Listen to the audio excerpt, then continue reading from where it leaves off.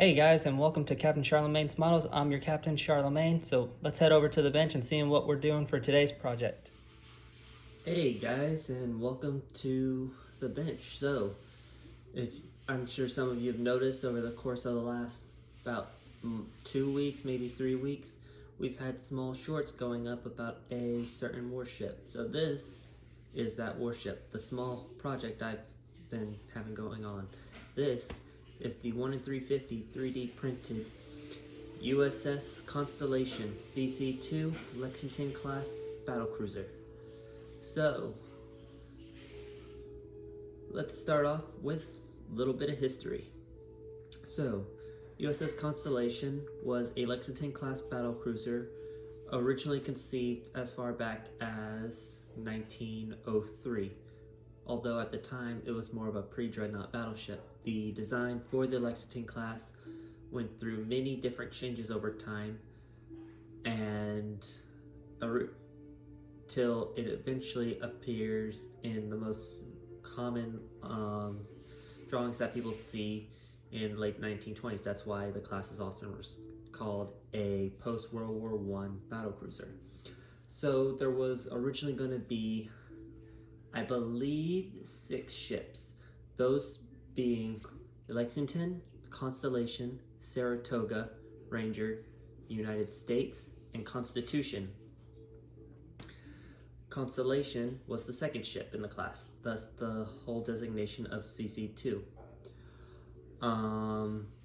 She would never be completed, mainly due to the Washington Naval Treaty, which put a cap on capital ship tonnage for all the major navies.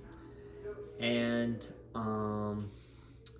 well, in accordance with the treaty, the U.S. would scrap all but 2 of the Lexington class battlecruisers, which would be converted into aircraft carriers, and the 1920 South Dakota class. Those 2 ships that would be converted would be USS Lexington, CC-1, and USS Saratoga, CC-3. And the reason Saratoga was chosen was, to my understanding, she was further along than Constellation was, who was only at 27% complete when she was scrapped, was taken forward and converted into the Lexington class aircraft carriers. So, with that little bit of history out of the way, what is this model? Since this is a class that was never completed. Well, the model you see here is based off her appearance in the video game by Wargaming called World of Warships, where they've made a highly hypothetical variant of the ship had she not been scrapped and served in World War II. This is what they perceive to be an appearance for her had she been modernized and served. So I'm going to get this out of the way here. There are some discrepancies with this model, as is there in the game. For example, historically, the ships would have carried 8 16-inch 50 caliber guns and 4 twin turrets. However, in game, and of course this model being based off the game, also carries 8 16-inch 45 caliber guns and 4 twin turrets, the same caliber as the Colorado class battleships. And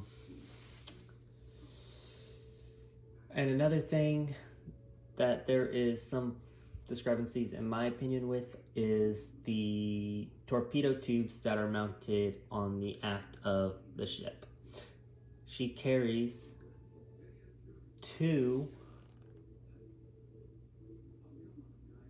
triple 533 millimeter or 21-inch torpedo tubes right in front of her catapults.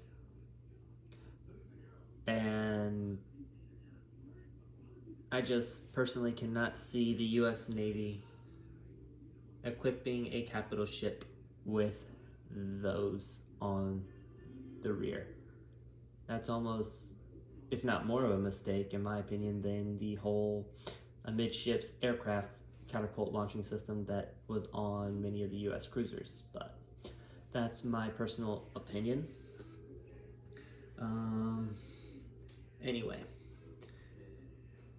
so how did I come across this model? Well, believe it or not, it was actually, I asked the gentleman who's made multiple 3D printed ships based off the game if he had the 1 in 350 or a 1 in 700 Constellation, and he didn't. From there, I went and asked him, essentially commissioned the 1 in 350 to be made, and I believe it's still being made for other people who are interested in making it. So the kit runs about a little over $400. I'm not entirely sure. I haven't looked at what he's charging for it right now. And it comes in a split hull, which you can probably see right here. Design. The deck had all its parts pretty much already on it, and it also had the second level already printed on it. Everything else came on, give me 1 second here, came on pretty much these. And anyone who's dealt with 3D printing could easily tell you that those things were a pain in the butt to cut off.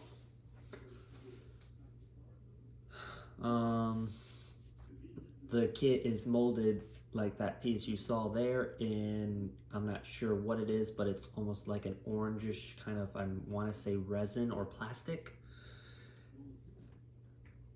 And well, the reason why this is still here, I did not have any putty, I still don't have any putty to get rid of the discrepancies. But it's a learning experience, and that's definitely something to learn from the next time I do build a ship like this. There were some minor fit issues when it comes to this kit. The hull halves did not go together super brilliantly. There was some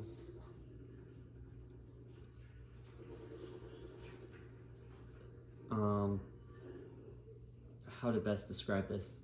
I want to say tightness, but at the same time, when you fit the two hull halves together, it kind of, one side was a little higher, which I did correct, but because I couldn't putty the sides, you can probably see there is not just the line, but kind of a gap. As well as the fact that over where her first funnel is, the superstructure that has this piece here, which carries one of her quad bofors, there is some fit issue with that.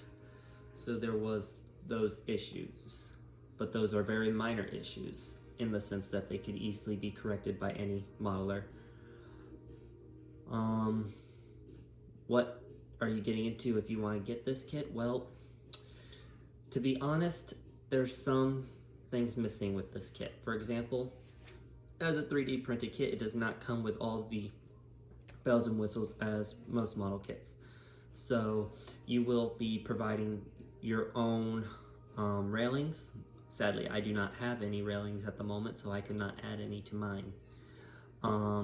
She does not have any hull numbers, nor does she have her depth markers that would be placed at the front and on the rear of both sides of the ship, nor does she come with any kingfishers. So let me turn the camera just a little bit so you can see the kingfisher here, which is right here where my finger's pointing. You probably can't really see it. The kit does not come with any aircraft, so you will have to provide your own. This particular kingfisher I had to salvage from another kit. In this case, the 1 in 350 Academy Indianapolis kit that I have. and as such, she only carries the one aircraft. Which, granted, I think that's actually not a bad look.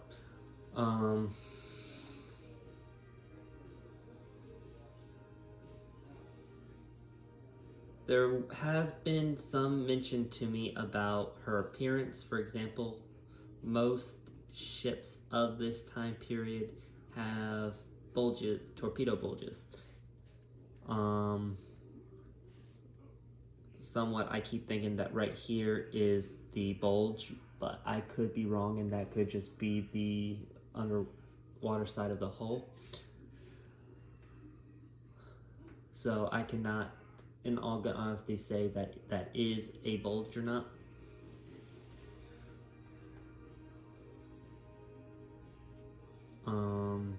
What else? Well, as you'll probably notice, I do not have the turrets glued. And the reason why the turrets are not glued is simply on the fact that, well, normally I do glue the turrets down, but in this case, I really just like playing with the 16-inch guns. So turning them and everything is quite a bit fun. My overall impression of the kit, it's a very nice kit. You will have to hand paint the decks, simply because if you try spraying the deck on, you just end up having to go back and probably hand paint the gray pieces on. Granted, you could cover it up, but it'd be a lot of work. But for some people, more power to you for that.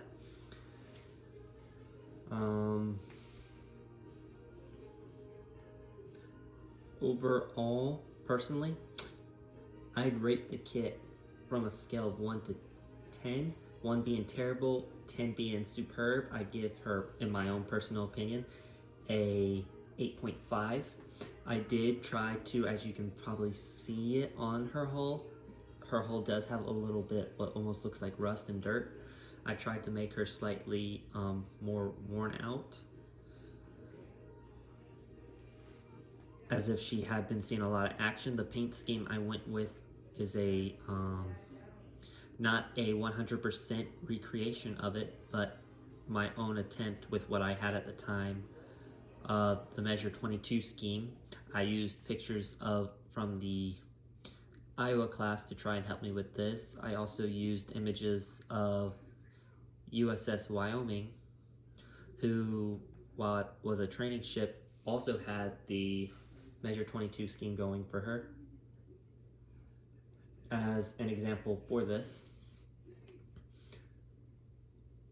And, well, in all honesty, this is just something I'm very, very happy to have. It is a beautiful kit, a good addition to any collection should you want a Lexington class battlecruiser.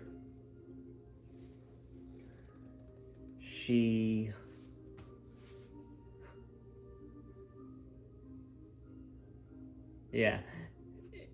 While the Lexington class can often be said to be glass cannons, in their original configuration, the Renown class could be considered glass cannons, who also had to have more armor fitted onto them after Jutland. They were sent out. They left the dockyard and then immediately went back in for more armor. So it's not without say that the US Navy could not have updated the armor of the Constellation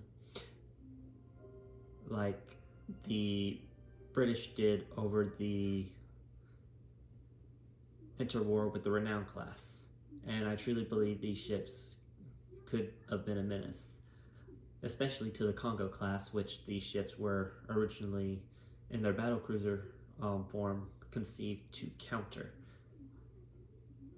But yeah, that's USS Constellation, CC-2 Lexington class battlecruiser, in my attempt at a 1945 appearance. So, with this model complete, although it was a personal project, what are we going to be doing? Well, we're going to be focusing some more time on the HMS Invincible. But there will be another kit joining Invincible on the desk. I have yet to fully decide on what will be joining Invincible, aside from trying to finish Belfast and get Prince Eugen onto the desk. But overall, this has been a fun build of a very unique subject and a very, very pleasant building experience. Well, some would say as a 3D printed kit, you're not really doing much. You're still having to paint, you're still having to cut out, and you're still having to attach. You're just not having to attach as much. Simply because you're not having to do all these sub-assemblies and what's forth. And, well, painting is still half the work that any modeler goes through. So it's just you're cutting down what could be 10 to 20 different tasks down to 5 or 15. That's just my personal view on it. And I'd like to thank you all for joining me today in taking a look at USS Constellation, as she has been finished.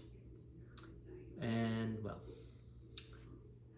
I'd like to thank you all for joining me today. I hope you all have a nice day. I hope you have a nice week. If you enjoy what you see on the channel, then do please hit that bell icon to be notified of any future updates. And yeah, that's been everything today. This has been Captain Charlemagne, and I'm signing off. Ta-ta, everyone.